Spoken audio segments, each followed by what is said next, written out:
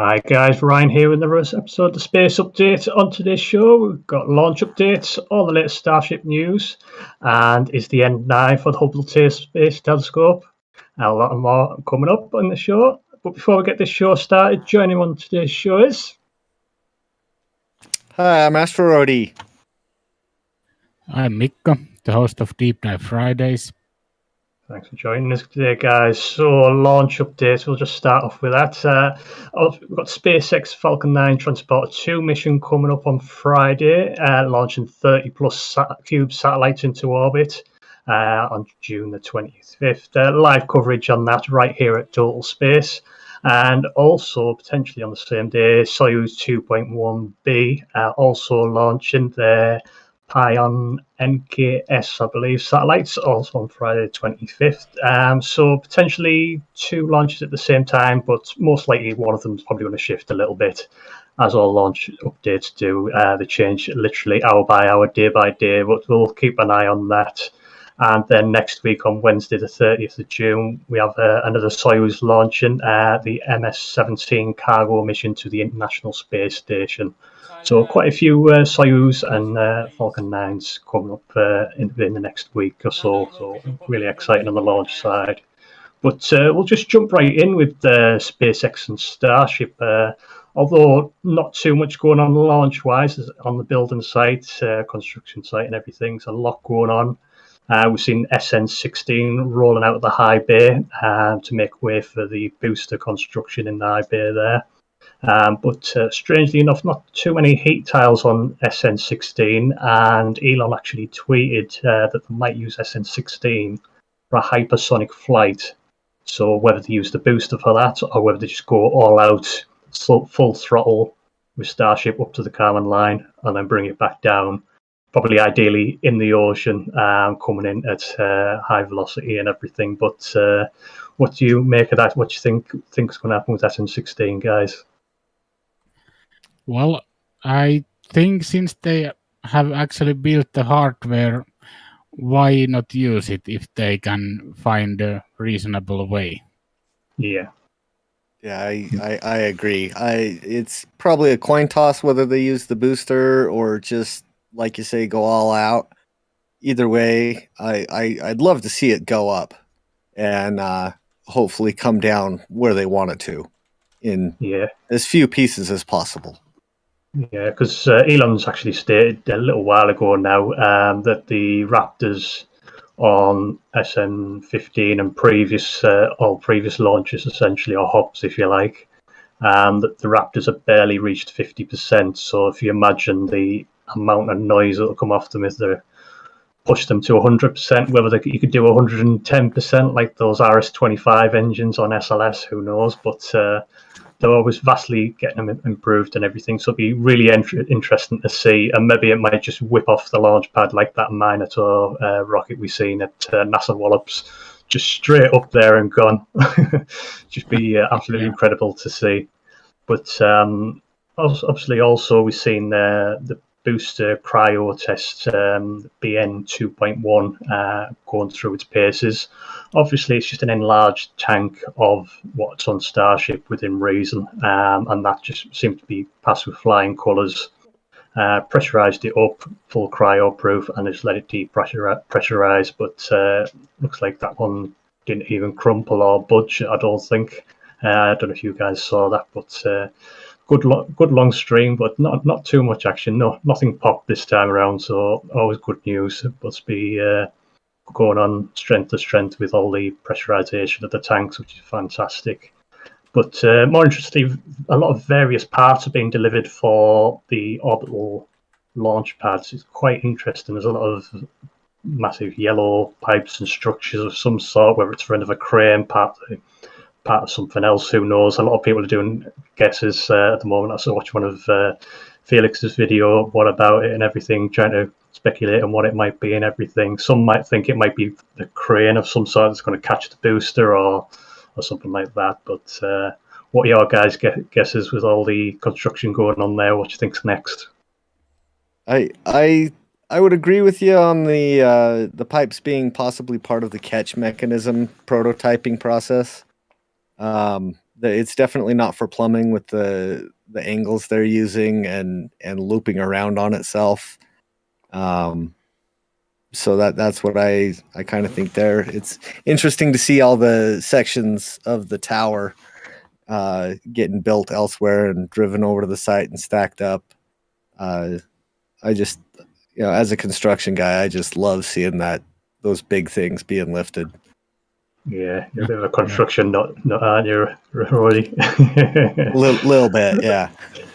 But obviously, SN16 going hypersonic. Hypersonic, anything above Mach 5, essentially. So that's either 3,836 miles per hour, or if you're American elsewhere, it's 6,174 kilometers per hour, if you like. So a hell of a speed. And obviously, Falcon Heavy and the likes don't reach that kind of speed until they're pretty much at the Kármán line. So absolutely incredible to see if SN16 reached that speed. It'd be a good test for hypersonic flight to see if those side fins and everything hold up. Maybe we might see one whip off and it just absolutely obliterate itself in midair. But it'd be good to see a failure, I think. We haven't seen a boom in a little while. Yeah, I would think there will be a few booms on the way to a complete system, but it would actually make sense to do a kind of hop to around Kármán line and come back and test how it handles without going fully to the orbit. Yeah, but hopefully we'll see a bit more action once the test stand's pretty much completed. There's still a bit of a way to go and everything, obviously. Hopefully we'll see the SN16 move to the pad and just get going with that test launch. Whether that's next week or the week after, who knows? But there's a lot going on with the FAA at the moment, obviously, with the Super Heavy being lodged in that area, because obviously there's a nature reserve right next to where the launch site is. And there's a lot going on with the FAA and all the legal side of it and everything. So it's holding a lot of stuff up, but hopefully they can overcome that and just crack on and get everything sorted. Because obviously, within reason, NASA has chosen Starship for the HLS contract to go to the moon, along with all the Artemis project and SLS and everything like that. So hopefully they can overcome all those struggles on the legal side and just get cracking with it. Because at the end of the day, it could be done in a matter of months. Because Elon is just pushing on, getting it done. It seems everything's come to an absolute standstill purely because of the FAA and everything else. But they should have known that Elon could do this, but maybe a bit of oversight on their side of things, I think. Yeah. But moving on to another thing that's been held up in space, NASA Hubble Space Telescope launched into orbit by Space Shuttle Discovery on April 24th, 1990. Hubble orbits around 547 kilometers or 340 miles above Earth. And in true NASA style, it's rumored to be the length of a large school bus and weighs as much as 2 adult elephants. That age-old measurement, a really bizarre one, that one, but that's what I found up on the NASA website. As of late, the wheels have fallen off the Hubble school bus, and its aging computer systems are failing, forcing Hubble into essentially a safe mode, unusable state until a workaround is hopefully completed by NASA. But since the beginning, there's been quite a few issues. In the first year of operation, the actual optical defect called spherical aberration was discovered on the actual mirror. That was caused by the malfunction of measuring device during the polishing of the Hubble Telescope mirror. So literally from day one, it's had some issues, and that wasn't actually corrected, and I believe until 1992 or 1993. But it's been marred with a few problems over the years, parts that keep it into orbit and maneuver it and everything like that. But they're working on a workaround and everything. But what are your guys' thoughts on that? Because there's a lot of history behind this telescope. Yeah, it's been in operation for, well, over 3 decades now. And it would of course be nice to see it still in operation, but we do have James Webb coming over and other telescopes, so we don't necessarily need it, but it still helps with the science. Yeah, definitely.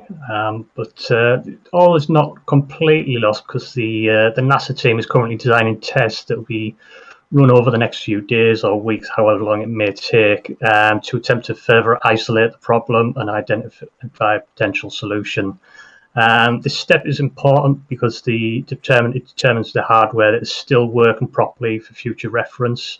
If the problem with the payload computer can't be fixed, the operations team will be prepared to switch to the Stint and CPM hardware on board the backup payload computer. So they do have a backup set in place there. It's not completely lost, but they have to test that hardware can actually take the load of the one that's actually failed before they reboot up Hubble. So it'd be a lot of testing, and will that system be able to handle it? Because all these computers that are on board, they're from the 80s, the 90s, a little bit older than that potentially, but a lot of old technology, if you like, if you compare it to what the phone that you've got in front of you there, or the computer that you're on, literally probably miles faster than what's up on Hubble. And just absolutely insane that we rely on such old technology to bring us wonderful images, deep space and everything. And just a lovely picture there. But lots of, almost anyone growing up through school, college, university, you'll have seen some of these pictures in books and everything. Just absolutely amazing. Hopefully we can keep it going to work alongside the James Webb Space Telescope. We've had Dr. Jonathan Gardner on the show previously from NASA Goddard, talking about the James Webb Telescope and his work on Hubble, because he was very heavily involved with that in his early years when he first started at NASA. If you do want to catch that episode, it's down below in the interviews playlist and everything. Or if you just scroll down to the NASA one on there, you can just watch that back. And we can add it into the description after the stream. Yeah, I'll do that as well. But just rounding up on a little bit of other news. We've had a little bit of news from ULA on that RL10 ringing, wobbling around, if you like, on that second stage. But it doesn't seem like they're going to be using it on the next mission for Starliner. They're just going to drop back to the standard nozzle on that RL10 engine that they've used for many years, just to pretty much do further assessments on it and just find the cause of that, the bell ringing, as they call it. Something loose or not quite right by the looks of it. But what are your guys' thoughts on that? Another little minor problem, one potentially some Vulcan technology. I think they accidentally harmonically tuned the new one, and so it's just gonna vibrate. It's a tuning bell now.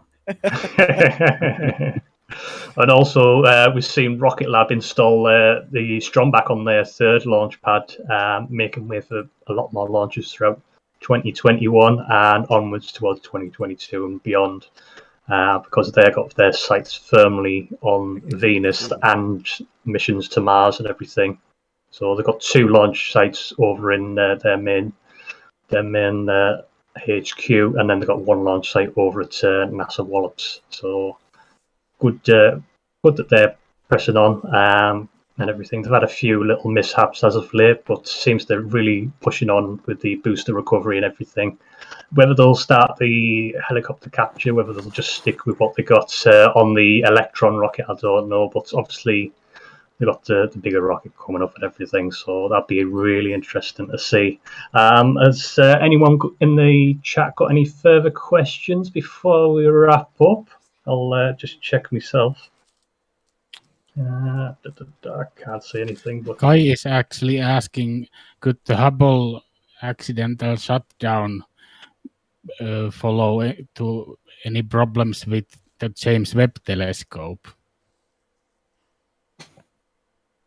I don't think there's a lot of hardware or software that's matching between the two. They're built quite a ways apart, but it's possible. We always end up with legacy things in new missions, so it's quite possible. But I imagine they will look into that real quick if it's a possibility. Yeah, I mean, Absolutely. even Hubble and the James Webb Telescope, they all have backup systems, secondary systems that they can reroute.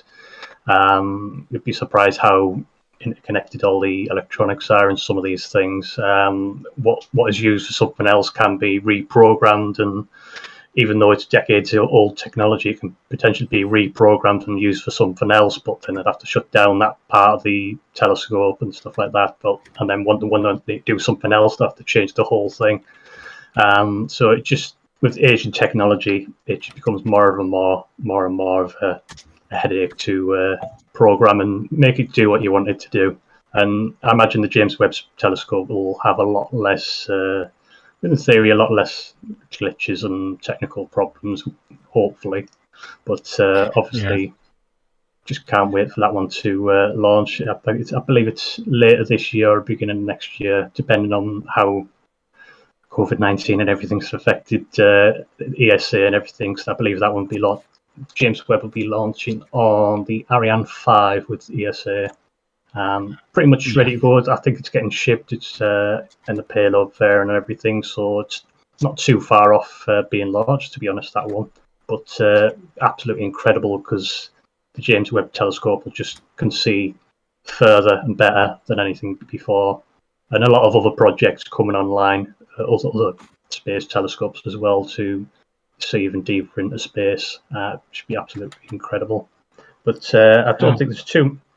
Well, Miko, actually, I understood Kai's question wrong. He's thinking about, could it be about saving money, the shutdown of Hubble Telescope for James Webb. But I do think the operations for Hubble are not that much per year.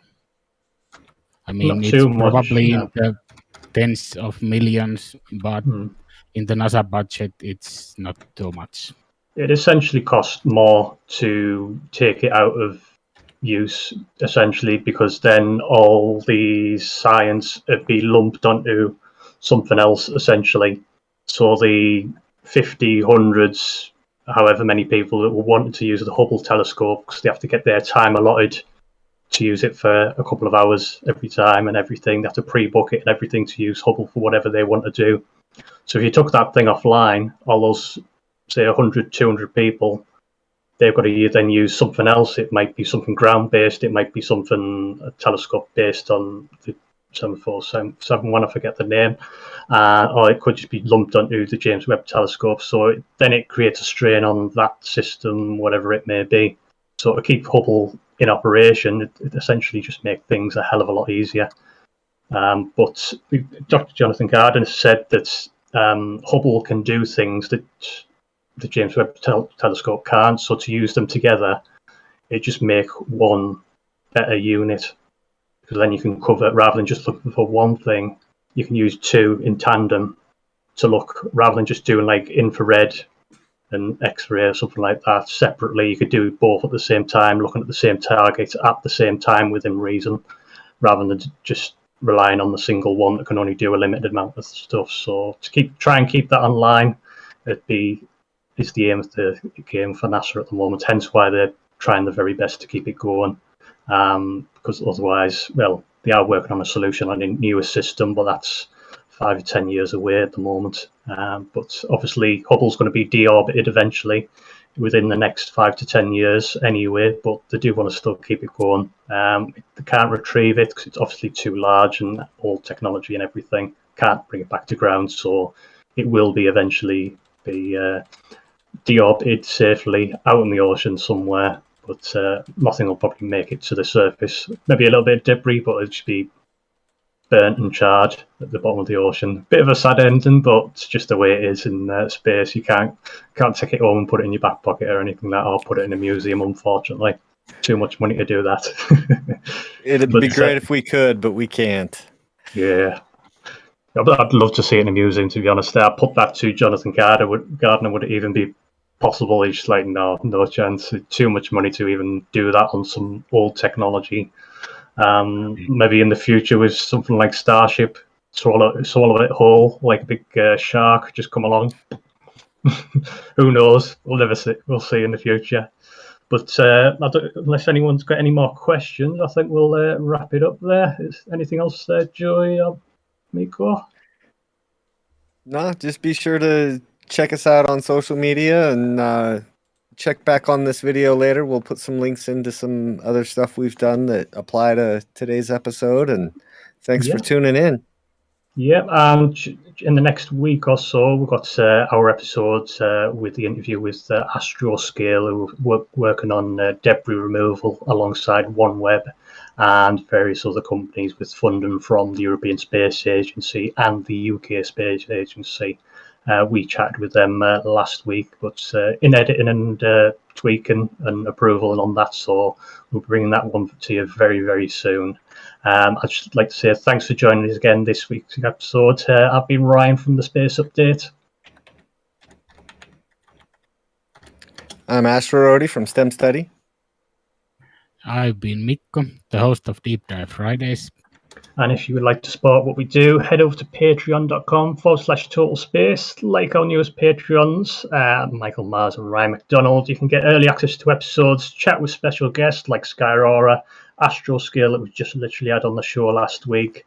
You can ask them questions direct right on the show in our little secret recording rooms on Discord and everything like that. No middleman. Ask them the questions yourself, the space industry experts and everything. Plus lots of other content. That's patreon.com/Total Space. And as always, like and subscribe right here on YouTube and Odyssey. And you can always find us on all your favourite podcasts as well. That's all for this week's episode. I'm Ryan.